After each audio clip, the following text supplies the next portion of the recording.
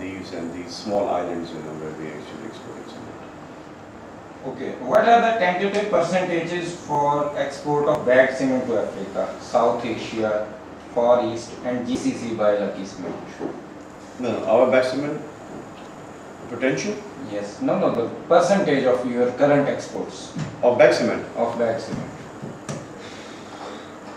I think it's going to be 40-50%, 40-50%, between 40 and 50%. And what about the The remaining is loose. remaining is the, you mean that there is almost the same percentages for both the bagged and the loose. How do you see the position of current export prices of Pakistani bagged cement and bulk cement in the international market? I think today's current price is close to 52 FOB, $52 FOB, and I think this is going to be the pretty much This price is for bagged cement or bag for the cement. bulk? Bag cement. For loose cement, it's close to $44-45. Okay. I think this price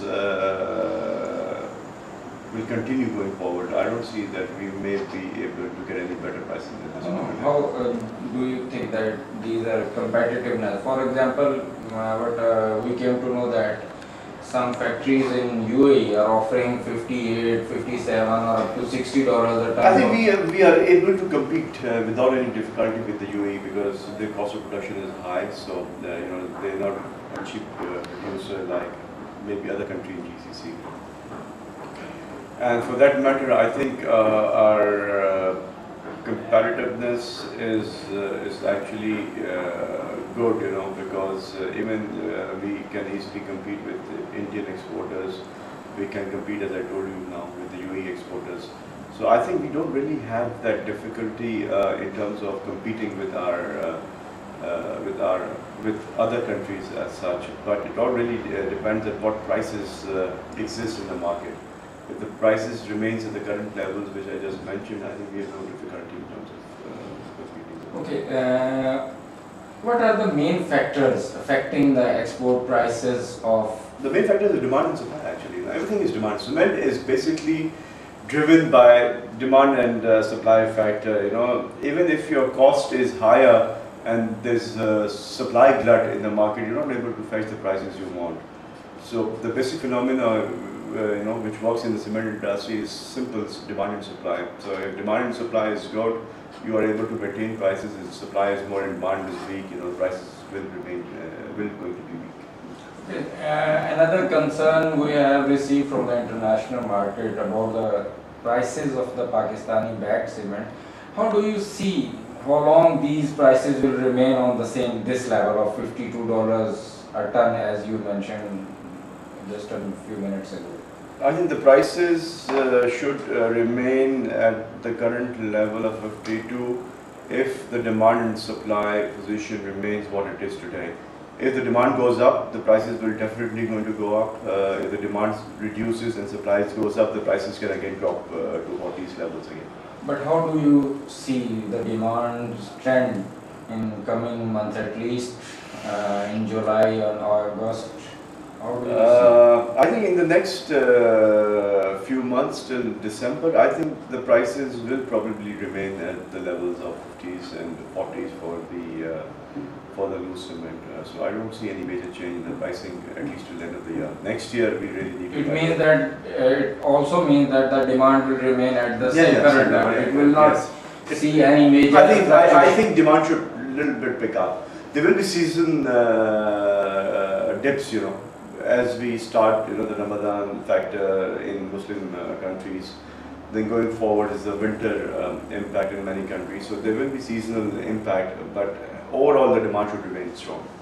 And how do you see the East African market and its potential? You are watching a lot of mess in the media about the inland freight subsidy, and East African cement producers are making a noise about it, that Pakistani cement. But we really need to work out. We really need to do a homework with how much more have we exported to East Africa over the last 2 months since the freight subsidy have come online.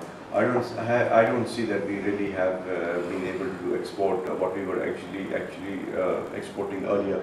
So the noise in the media is created unnecessary, you know, unnecessary problem. Actually, if you realistically compare, the numbers haven't really gone up from Pakistan. It's the same numbers. We are comparing the numbers. There isn't any major nor even minor increase in the export. Exactly. To I think it's just putting pressure on their government, you know, to impose some kind of duties or whatever to protect it. But as I told you, the numbers are the same. So I think the government even understands that there is no increase in numbers, because before they put any additional duties, they will evaluate how much quantity has more they exported. So if they see there is no increase, it doesn't really going to impact anything. Okay, sir. How do you see the West African market for Pakistani cement, especially Nigeria? West Africa is a good market. The only problem is the freight, which is higher for West Africa. So West Africa is a market, you know, where you will be willing to export if you are able to get or fetch better FOB prices. Because West Africa can buy from Turkey. Turkey freight is lower than Pakistan.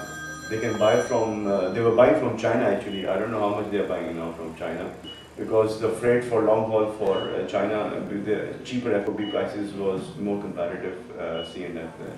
But what do you think for the bag cement, talking about the bag cement, what do you think that how much the freight should be from Pakistan, making our cement competitive for West African market?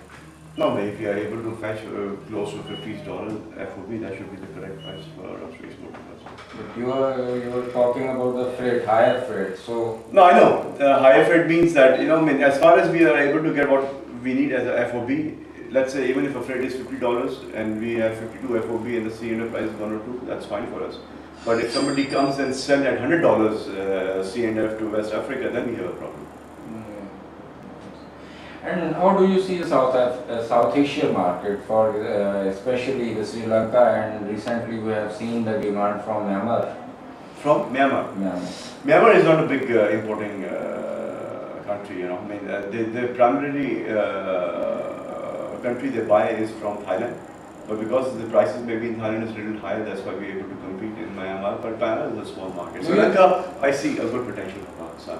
As far as Indians are not in a position to export more because of the domestic consumption, I think we have a better opportunity to export. What do you think that how much we can export if we take Sri Lanka? Sri Lanka. If you really do well, I think we can do even close to $1 million. Easily, both in the form of the bag cement and the production. Okay, sir. What kind of growth do you expect in Pakistan cement industry, both local and export sales? Export, as I said, I don't think we will see any growth going forward. Domestic, yes, the potential is better, and it's even I think with the government current PSDB allocation, which is higher, you know, as they just mentioned, I think we will see a good increase in demand. If they're forecasting GDP growth of, let's say, 4.5%, I think next year we could see close to 10% growth in cement in domestic market.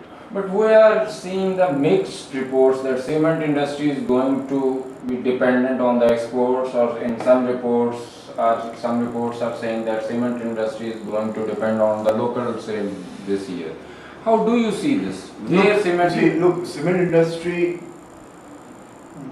will only grow when there is a domestic growth.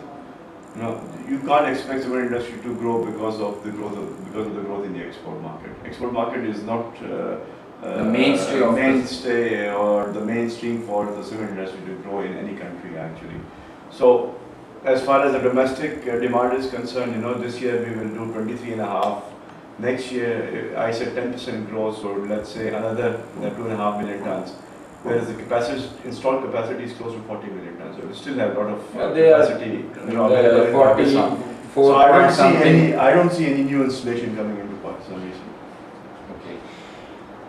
We have assumed that overall cement industry dispatches will grow at a compound annual growth rate of 6% annually. Is this figure realistic, or we should revise it downwards? All honestly, I don't have the numbers in my mind now, but the export growth is, sorry, the local growth is close to 17-18%, and export is about 2-2.5%. I think if you do the average, I think it's higher than 6% overall. What do you think? I think it's going to be close to 10 to 12, 10 to 15, 10 to 12%. 10 to 12%. Yeah, so it's higher than 6%. Lucky Cement have